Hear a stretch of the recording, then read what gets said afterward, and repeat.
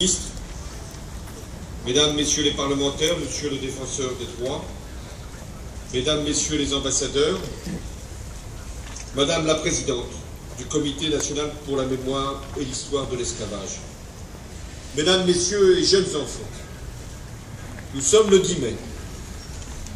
Et le 10 mai, c'est la journée nationale des mémoires de la traite, de l'esclavage et de leurs abolitions.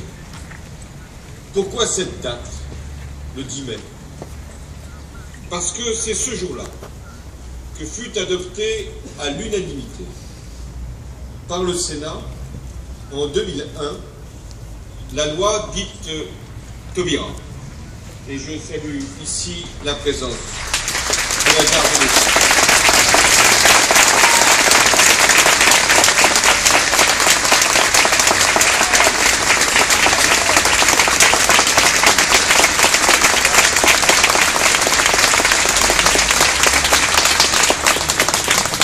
Pour la première fois, en effet, la République reconnaissait la réalité de l'esclavage et la considérait pour ce qu'elle était et est encore un crime contre l'humanité.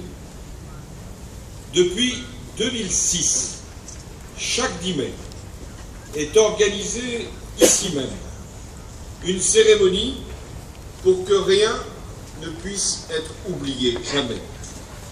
Rien de ce que fut la tragédie de l'esclavage. Mais rien non plus du combat, du beau combat pour son abolition. Je sais bien que d'autres dates servent également de point de repère. Et je veux les évoquer. Dans chaque outre-mer, chaque territoire a un moment, son lieu et sa date de recueillement. Le 27 avril, c'est à Mayotte. Le 22 mai, c'est en Martinique. Le 27 mai, en Guadeloupe. Le 10 juin, en Guyane. Et le 20 décembre, à La Réunion. Et puis, il y a le 23 mai. C'est la journée des victimes de l'esclavage. Le moment où ils sont et elles sont honorés. Cette année, Victorin Lurel, le ministre de l'Outre-mer, représentera la République à l'inauguration de 2 monuments. L'un à Sarcelles, l'autre à Saint-Denis.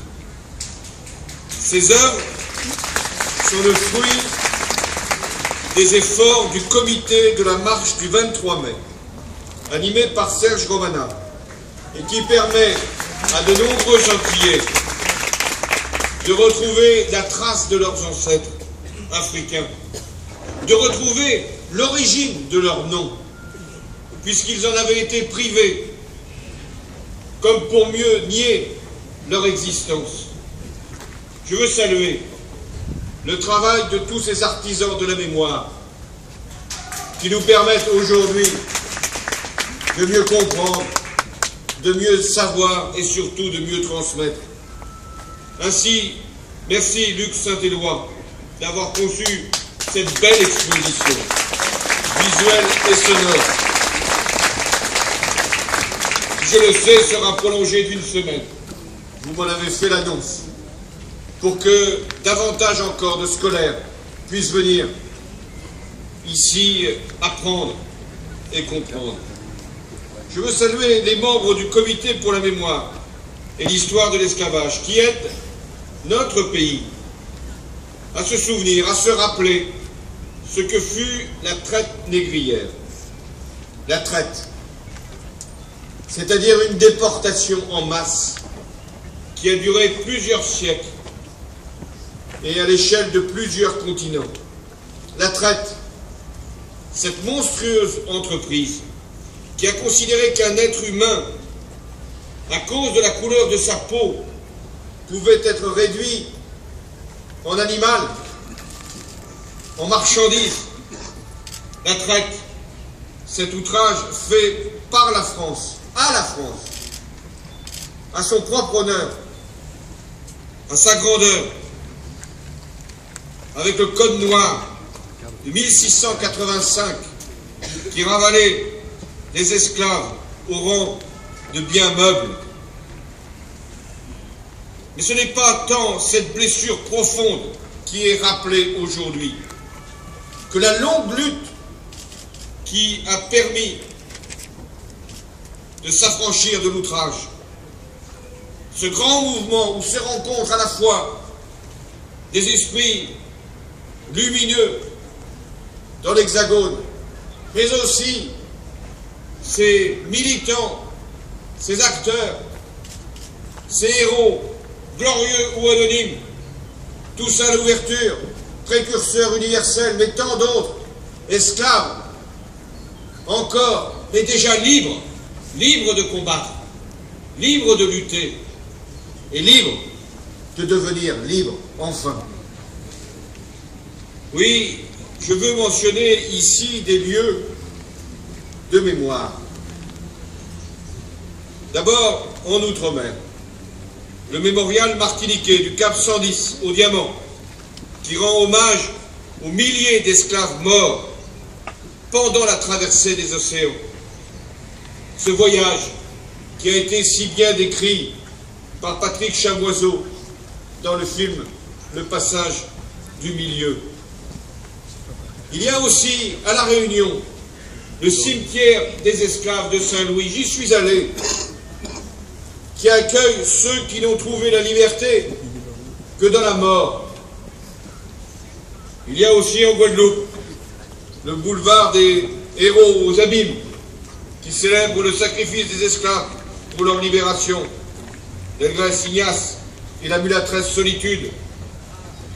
Et à Pointe-à-Pitre va se réaliser un projet emblématique, le Memorial Act. Il se dressera sur le site de l'ancienne usine sucrière de Darboussier et sera le centre le plus important au monde consacré au souvenir de la traite et de l'esclavage. Cette œuvre de réconciliation, ce geste de paix, ce projet était jusqu'à présent porté par la seule région Guadeloupe. J'ai décidé que l'État apporterait sa contribution à cette réalisation qui rayonnera dans toute la Caraïbe et même bien au-delà. Mais ici, dans l'Hexagone, nous avons aussi nos évocations. Nous avons aussi ces lieux de lutte. Je pense à Champagné en Haute-Saône, qui fait écho à la voix des paysans de France qui surent s'élever dès 1789 contre l'esclavage. À Champagné, ils avaient ajouté à leur cahier de doléances, c'était l'article 29, la disposition suivante, qui leur fait honneur, et surtout à leurs descendants. Les habitants et communautés de Champagné ne peuvent penser aux maux que souffrent les nègres dans les colonies sans avoir le cœur pénétré de la plus vive douleur. Voilà pourquoi de génération en génération à Champagné, il y a cette évocation de l'esclavage et la création en 1971 de la maison de la négritude. Je pense aussi à une autre commune, à Chamblanc, en Côte-d'Or, où se trouve la maison d'Anne-Marie Javoué, qui libéra 147 esclaves à Mana, en Guyane, et dont le souvenir est aujourd'hui symbolisé par 147 arbres plantés dans la forêt de la mémoire. Je pense enfin à Nantes, qui se mobilisa en souvenir de ce que fut un lieu de départ, ou un lieu où il y avait tant de misère, avec le mémorial de l'abolition de l'esclavage, inauguré en mars 2012 par le maire de l'époque, Jean-Marc Ayrault. L'histoire doit être rappelée toujours.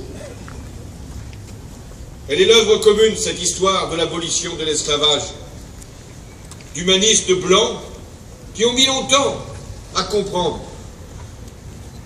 L'abbé Grégoire, qui très tôt dénonça l'esclavage, puis Victor Schœlcher. Mais s'il y a eu des humanistes blancs qui ont permis l'abolition de l'esclavage, il y a eu tant d'esclaves qui ont résisté, qui ont contribué à leur propre émancipation. Et les uns et les autres, ensemble, ont pris leur part dans l'abolition de l'esclavage. Ils ont permis que la République puisse se confondre avec l'abolition. Car ne l'oublions jamais, c'est la République qui est née dans le combat contre l'esclavage. Et c'est la République qui a fait l'abolition de l'esclavage en 1794, première République. Et puis en 1848, avril 48, seconde République, qui permit enfin l'abolition de l'esclavage, mais pas de la colonisation. Notre responsabilité, c'est de donner un avenir à cette mémoire, à notre mémoire, à regarder vers demain, plus encore que vers hier, et, comme l'a fait le président du Sénat, nous rappeler les messages d'Aimé Césaire, dont nous célébrerons dans un mois le centenaire de la naissance. Le premier de ces messages, c'est l'impossible réparation. Je sais qu'un certain nombre de voix depuis longtemps la réclament, et que leur répondait Aimé Césaire: ce qui a été, a été. Et il ajoutait: il y aurait une note à payer, à acquitter, puis ça serait fini? Non, répondit-il, ça ne sera jamais réglé, parce que l'histoire ne s'efface jamais. On ne la gomme pas. Elle ne peut pas faire l'objet de transactions au terme d'une comptabilité qui serait en tout point impossible à établir. Alors le seul choix possible, le plus digne, le plus grand, le plus responsable, c'est celui de la mémoire, c'est la vigilance, c'est la transmission. Bravo. À bas le front. Je n'oublie pas non plus l'avertissement d'Aimé Césaire. Si l'esclavage a disparu, la haine, le mépris qui l'ont rendu possible sont eux toujours là. Le racisme est là, et lui, il n'est pas mort. Il prend d'autres formes, d'autres visages, s'attaque à d'autres personnes, mais il doit toujours être combattu sans répit, sans faiblesse, sans silence, comme doit être poursuivie toute discrimination fondée sur l'origine ou la couleur de peau, parce que la discrimination, c'est un poison contre l'égalité. Enfin, la liberté, cette liberté que nous chérissons tous, ce n'est pas un don de la nature, ce n'est pas un acquis de la civilisation, c'est un apprentissage, c'est une conquête, une victoire jamais achevée. La liberté, c'est notre propre responsabilité. Responsabilité des peuples, responsabilité de chacun d'entre nous. Savoir en être digne, savoir se battre pour elle, au nom du progrès de l'humanité. Et ne pas oublier que notre liberté n'est pas simplement celle de la France, de l'Hexagone, des Outre-mer, celle de l'Europe. La liberté, c'est aussi la solidarité avec l'Afrique, parce que la traite nous renvoie à la dette souscrite à l'égard de ce continent. Nous savons la part funeste prise par la France à une certaine époque dans l'exploitation des terres d'Afrique, soumise à ce négoce barbare qui mit des hommes, des femmes, des enfants au fond d'une cale pour être transportés là où l'exploitation indigne de leur travail réclamait de les déposer. J'ai tenu le 12 octobre dernier à rendre hommage à ces victimes sur l'île de Gorée, à la maison des esclaves, au Sénégal, près de Dakar.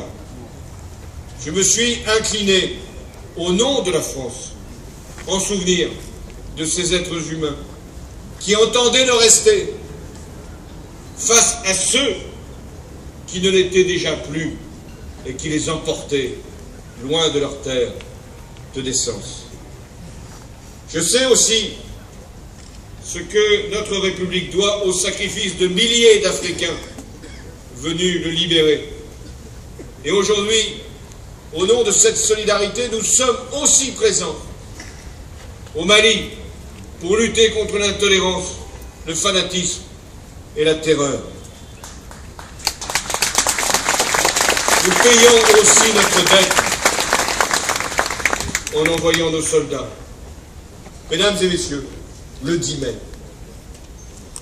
c'est aussi le souvenir de nous rassembler autour de nos valeurs essentielles, celles de la République. La France, elle est consciente de son histoire. Elle la regarde franchement pour la dépasser sans jamais rien effacer. Elle sait que c'est la condition pour son unité. Mais la France, et je vous regarde, elle est fière de sa diversité, de l'Hexagone, des Outre-mer. Tous les citoyens, à travers leur identité, leur singularité, leur parcours, leurs origines, sont bien plus que des héritiers d'une histoire. Vous êtes les bâtisseurs de notre avenir. Car j'en suis sûr, c'est la paix des mémoires réconciliées et non l'oubli qui permettra à la France d'être plus forte pour relever les défis de demain. Et je vous remercie, mesdames et messieurs, d'y contribuer, chacun à votre place, pour la République et pour la France.